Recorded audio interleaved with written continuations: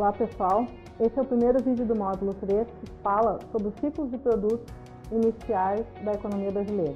Esse vídeo vai tratar do ciclo do pau-brasil, do ciclo da cana-de-açúcar e do ciclo de mineração, o ciclo de ouro do Brasil.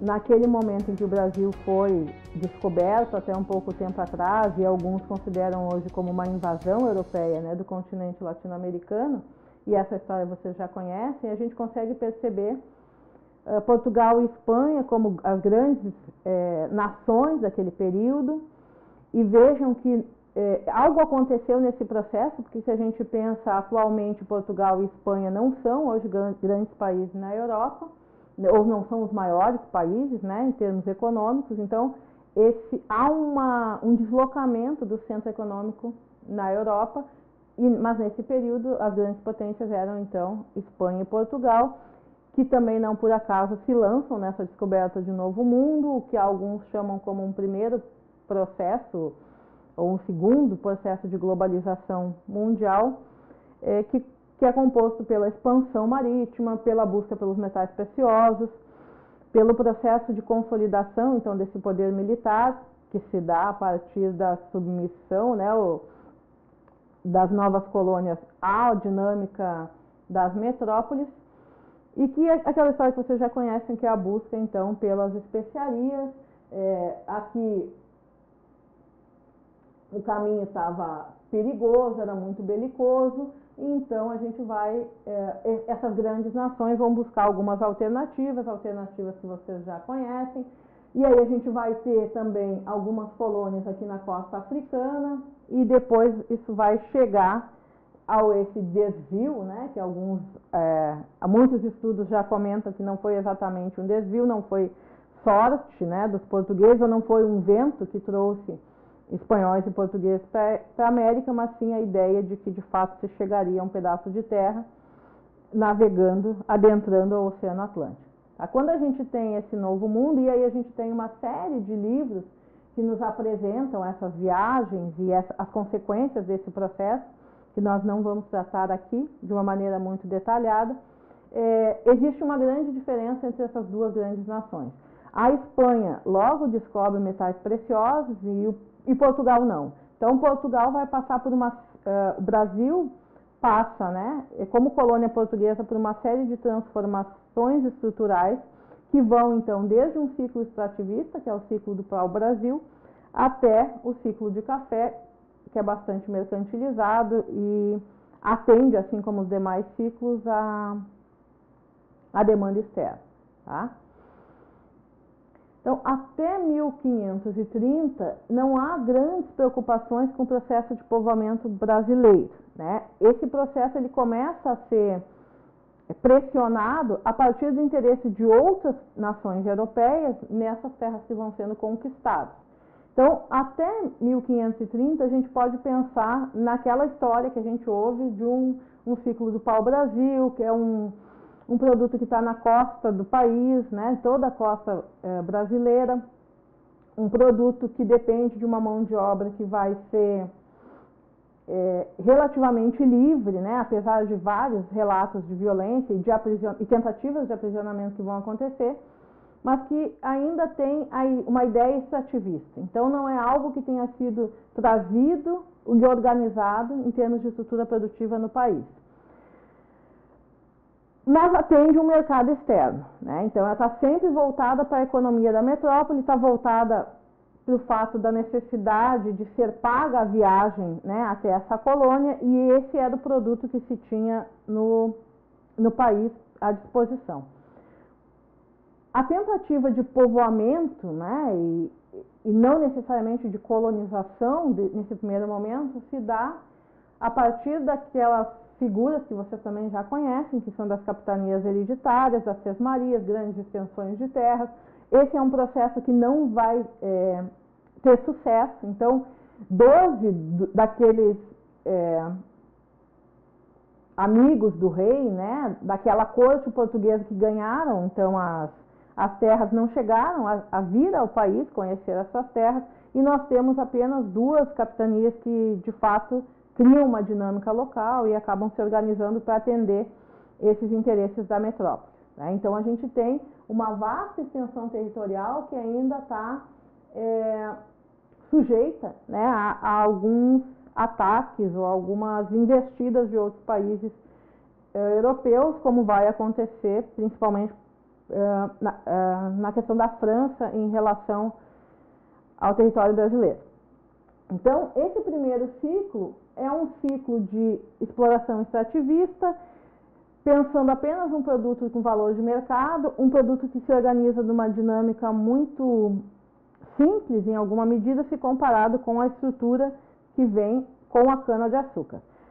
A cana-de-açúcar é o segundo produto, né, o segundo ciclo produtivo do país, e esse já é um ciclo diferente. Então, o interesse de povoamento é redobrado, é uma atividade que necessita capital investido, é a replicação de uma experiência daquelas colônias portuguesas da costa africana, então um produto que eles já conhecem o mercado, já conhecem como fazer, mas que tem problemas de mão de obra. Então não é por acaso que essa experiência da costa africana é trazida para o Brasil, então, e a gente tem todo esse processo de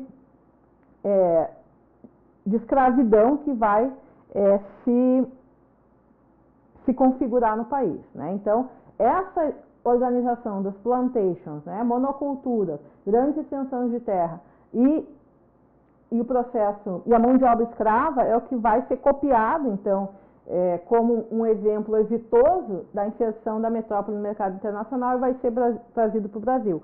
E aí a gente já tem um outro contexto, a gente já tem uma população maior. Se eu pensar em dinâmica do mercado interno, ela começa a tentar se organizar, tá? Então, esse debate sobre o processo de colonização brasileira também tem várias interpretações, então eu estou passando aqui apenas uma linha de tempo.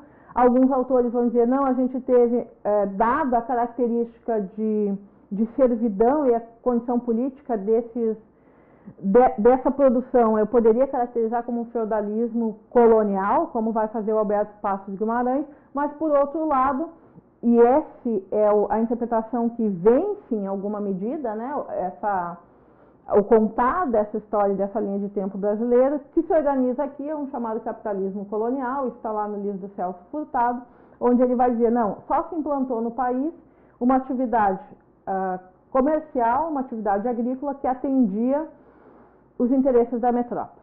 Tá? E esse atender os interesses da metrópole é exatamente pensar num processo de reprodução de investimento, que no caso vai ser caracterizado depois por alguns como acumulação primitiva, que o próprio Marx vai contar essa história de como é que países centrais, então, levaram riquezas dos países periféricos e das suas colônias. Tá? Em relação à questão agrária, a gente percebe que é um modelo onde eu preciso grandes extensões de terra. Essas extensões de terra são altamente localizadas, então eu tenho uma condição climática que vai dizer aonde eu vou instalar essa produção. E essa produção ela tem que vir ela é bastante arriscada, mas com o risco minimizado da melhor forma possível. Então é algo intencional, né? É algo que vai ser trazido para o país. Assim que Portugal percebe esse risco no seu processo de ocupação dessas terras, né? E percebe que outros países europeus também querem ocupar essas terras, mas que atende essa inserção no mercado internacional que vai se dar via, então, um produto. Então, veja, se a gente quiser pensar esses ciclos, né, então, o que perdura na economia brasileira até hoje em relação aos ciclos? O fato de que a gente continua produzindo, e muito dessa produção agrícola, né, e a produção de commodities, se a gente pensar minerais e produção agrícola, para o mercado internacional. Então, esse seria um lugar do Brasil no mercado internacional. Obviamente, a gente vai ter, e a gente vai ver na disciplina várias fases que a nossa economia passou, mas isso permanece, né? A gente tem um lugar no mercado internacional que é muito associado à condição agrícola, da produção agrícola e da produtividade do setor agrícola e os ganhos que daí decorrem, e ganhos em moedas estrangeiras. Mas hoje a gente tem uma dinâmica de mercado interno que é diferente, que nesse caso ainda não estava posta. Tá? Então, esse ciclo de cana-de-açúcar, é a primeira atividade econômica organizada, trazida, que exigia capital, que exigia algum tipo de investimento para o país, e não por acaso vai formar aquilo que a gente vai ter, né, uma poupança de capital, alguns elementos que vão dar a dinâmica do processo produtivo que nos levam hoje à formação que a gente tem, certo? O açúcar foi um produto importante, ainda se produz muito açúcar no país, né? Vejam que o açúcar hoje ou eu faço refino, né, tempero, ou eu faço combustível, então a gente ainda tem grandes extensões do território brasileiro ocupadas por essa cultura. Nesse contexto todo, então, Portugal era o principal articulador do comércio de açúcar no mundo, né, a partir dessa produção brasileira e da produção da costa africana. E lá em meados do século XVII foi, então, o principal exportador e o principal fornecedor desse alimento, desse tempero para a Europa, né? Então, havia um lugar específico de comercialização desse produto e esse lugar era controlado por Portugal e gerava muita riqueza, enquanto não se achava o ouro no Brasil, que vai chegar mais adiante. Um outro produto importante foi o algodão, né? O algodão foi um ciclo mais curto, foi um ciclo muito localizado, mas foi um ciclo importante para o processo que se constituía do ponto de vista da organização de um capital industrial e da própria revolução industrial coordenada pela Inglaterra. Então, não é por acaso que a grande parceira comercial de Portugal era a Inglaterra e depois a Holanda, que organizou o capital financeiro não só para Portugal, mas para várias nações europeias e para várias colônias. Então, o algodão é uma matéria-prima importante para a Revolução Industrial, né? Então, se a gente lembrar o processo de Revolução Industrial, existem o grande produto, a grande indústria era a indústria de tecidos, e o Ricardo vai escrever, inclusive, termos de troca, né, quando ele vai falar na divisão internacional do trabalho, da relação do vinho e do algodão. Então, o algodão era uma matéria-prima importante. O Brasil tinha condições climáticas para a produção de algodão e ele vai ter, então, algumas especificidades nesse comércio, né, e ele vai ser um fornecedor também importante para a Inglaterra, no começo, inclusive, via Portugal, dessa matéria-prima. Então, regionalmente, no norte e nordeste do país, esse foi um ciclo importante, esse foi um ciclo que estruturou alguma dinâmica regional, mas ainda era um ciclo de mão de obra escrava, né? Qual é a questão de eu ter mão de obra escrava? É uma mão de obra que não é remunerada, em alguma medida, então, ela não dinamiza ainda o mercado interno. Quer dizer, eu não tenho moeda circulando naquele lugar, né? Essa moeda é muito concentrada. Se eu ainda sou colônia, muitas vezes ela é levada para a metrópole e a gasta lá. Então, vejam que não é por acaso também que nesse período, tanto quanto Portugal quanto a Espanha, vão sofrer os primeiros movimentos inflacionários. Então, eu tenho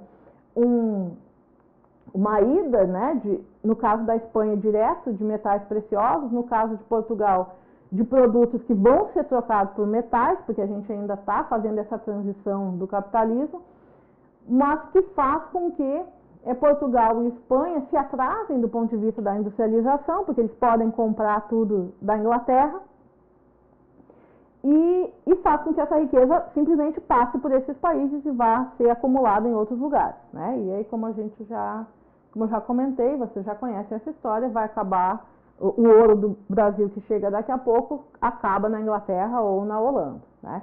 Então, quando Portugal percebe, né, que a atividade agrícola e a atividade produtiva exige um investimento alto, né, quando já estão organizados alguns núcleos habitacionais, há um interesse e, na verdade, cresce algumas histórias em relação à existência de ouro, principalmente ouro, né, mais para o interior do país, e isso gera a busca por esse ouro, a conversa em relação àquilo que está acontecendo, né, onde esse ouro está, onde estão as minas. Os próprios indígenas contam algumas histórias em relação a isso, e se organizam, então, expedições que vão para o interior especialmente também daquelas capitanias que já tinham prosperado há algum tempo atrás, tá? E lembrem que isso aqui nós estamos passando séculos de história, né? Muito rapidamente.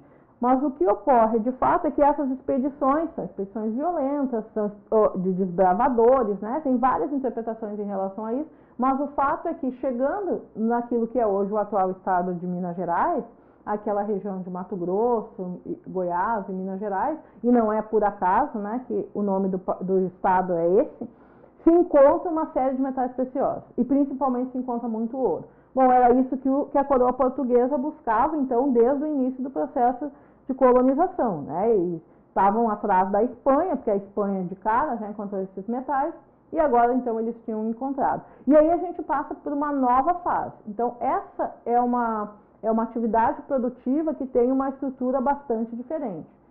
Ela depende de um investimento que não é tão alto e ela gera um produto que é muito mais valorizado no mercado internacional do que a própria cana-de-açúcar ou o próprio algodão. Quando se encontra, então, esse ouro em Minas Gerais, a gente já tem mais pessoas no país, há uma corrida, em alguma medida, em relação a esses lugares, o que povoa esses lugares.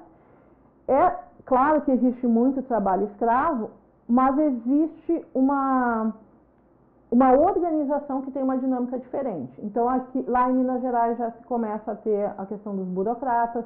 Eu preciso, e aí eu tenho o ouro circulando, né, como moeda. Então, é uma economia mais monetizada, é uma economia mais diversa e é uma economia que começa a trazer produtos de outros lugares.